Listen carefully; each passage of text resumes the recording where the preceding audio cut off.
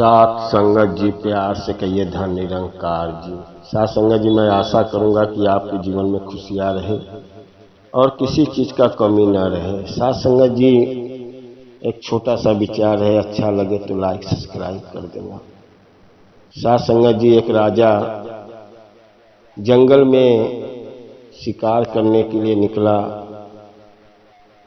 निकलते निकलते जंगल के काफी अंदर चला गया, उसको कोई भी शिकार नहीं मिला। शाम होने को आ गया। अब तो राजा देख रहा है कि मैं जंगल के काफी अंदर आ गया हूं, शाम होने का समय है, अंधेरा छा रहा है, कहीं इधर ही गुजारा कर लेता हूं। जंगल में लगा देखने, कहीं आसपास कोई रहता होगा। लगा घर ढूंढने लगा तो देख रहा है एक जगह दीपक जल रहा था। दीपक जल रहा था, वहां पहुंचा तो देखा एक फकीर बैठ के लिट्टी चोखा लगा रहा था। राजा पहुंचा फकीर के पास। फकीर से बोला कि फकीर बाबा, रात हो, शाम हो गई है, अब मैं सोच रहा हूँ रात आपके पास ही गुजार लूँ। फकीर बोला, राजा साहब, बड़ी मेहरबानी जो आप मेरे घर पे आए हो। ये झोपड़े का घर है, बैठो, मैं कुछ लिट्टी चोखा लगा रहा हूँ, आओ थोड़ा थोड़ा खाएंगे हम लोग। फकीर ने लिट्टी चोखा बनाया और राजा को दिया। आधा राजा खाए, आधा अपने खाए।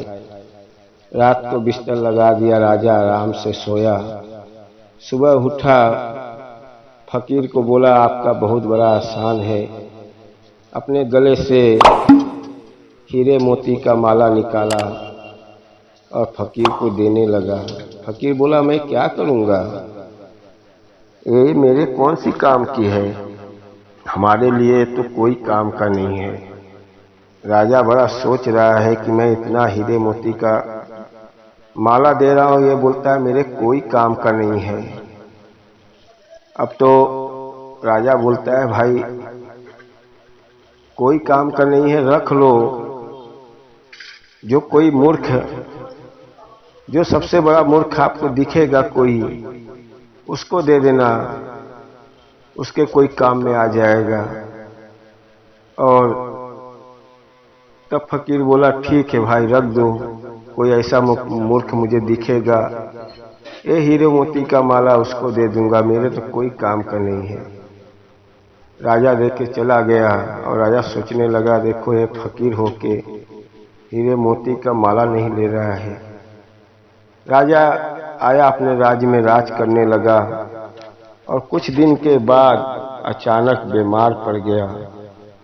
बीमार पड़ने के बाद बड़े बड़े वैद्य आ रहे हैं, बड़े बड़े डॉक्टर आ रहे हैं, कोई उसका इलाज नहीं कर पा रहे हैं, कोई दवा काम में नहीं आ रही है।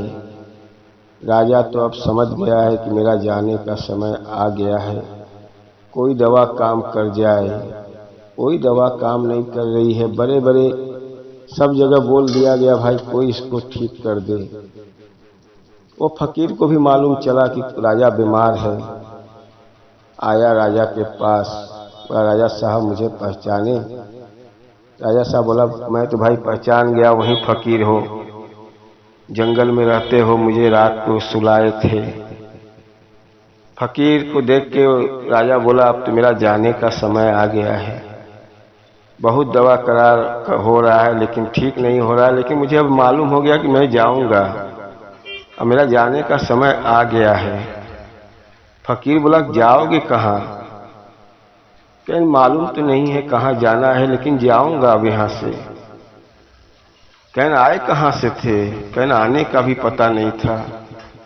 आप आए कहाँ से और जाओगे कहाँ, तुमको मालूम ही नहीं है। तुम्हारे से बड़ा मूर्ख कौन होगा? ये आप हीरे मोती का जो माला दिए हुए रखो, जब आपको आने का जाने का मालूम ही नहीं है कि मुझे कहाँ से आए हैं और कहाँ से जाना है, तो उससे बड़ा मूर्ख कौन होगा जो इतना बड़ा राजा हो के।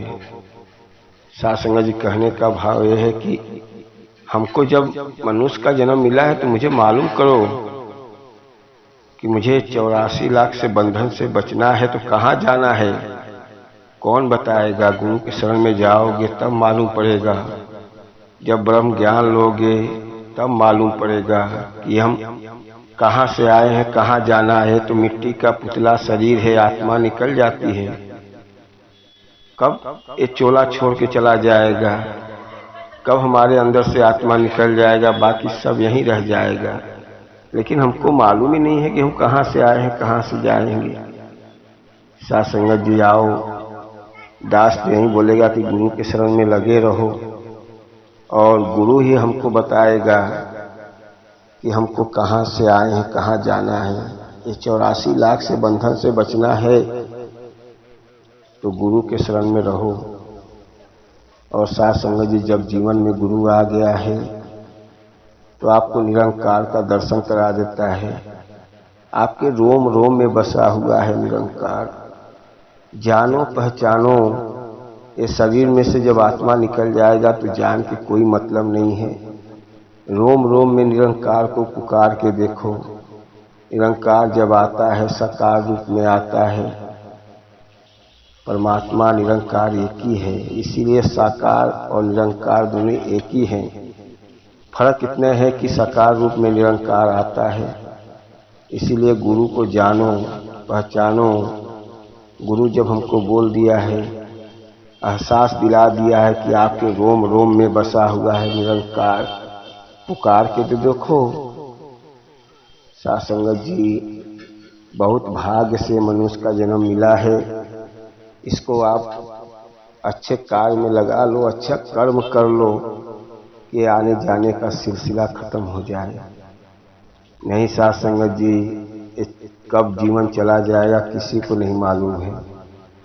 ये केवल आत्मा अमर है। ये 5 पद का शरीर है, क्यों घमंड करते हो, किस चीज का घमंड करते हैं।